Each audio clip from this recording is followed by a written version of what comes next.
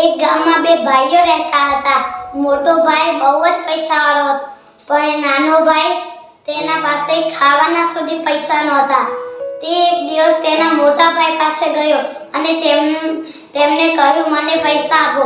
પણ મોટા ભાઈએ તેને ધક્કા મારીને બહાર કાઢી મૂક્યો. તે ઉદાસ મોઢે ઘરે જવા લાગ્યો. ત્યારે તેને એક વૃદ્ધ માણસ દેખાયો. તેમને કહ્યું, મને થોડા પૈસા આપો. પણ વૃદ્ધ માણસે કહ્યું કે હું તને પૈસા તો આપી દઈશ, પણ તને બદલામાં મને આ બધા લાકડા મારા ઘર સુધી પહોંચાડવા પડશે. તો તે માને લાકડાનો ભારો ઊંચો કરી જવા લાગ્યો. તેને વૃદ્ધ માણસના ઘર સુધી લાકડાનો ભારો પહોંચાડી દીધો અને પછી તેને વૃદ્ધ માણસે કહ્યું કે તું આ ભાખરી લઈ જા અને ઉપર એક ત્રણ ઠીંગુજી રહેતા હશે, તેમના પાસે જઈ તેમને એમ કહેજે કે મને જાદુઈ ચક્કી આપો. તે વૃદ્ધ માણસની વાત માની જંગલમાં ચાલ્યો ગયો. તેને તે ઘર મળી ગયું. તે ઘરમાં જવા લાગ્યો.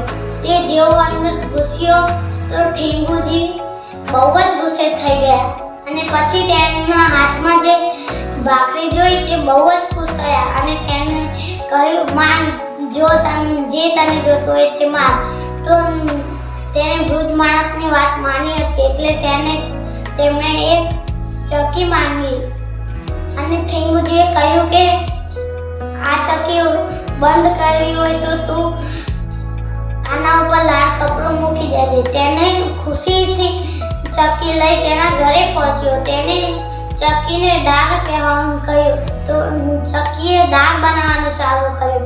પછી તેને ચક્કીને કહ્યું ભાત બન, તો ચક્કીએ ભાત પણ બનાવી લીધા. પછી તે મૂકી દીધું અને પછી એક દિવસ તેના મોટા ભાઈને આ વાત ખબર પડી.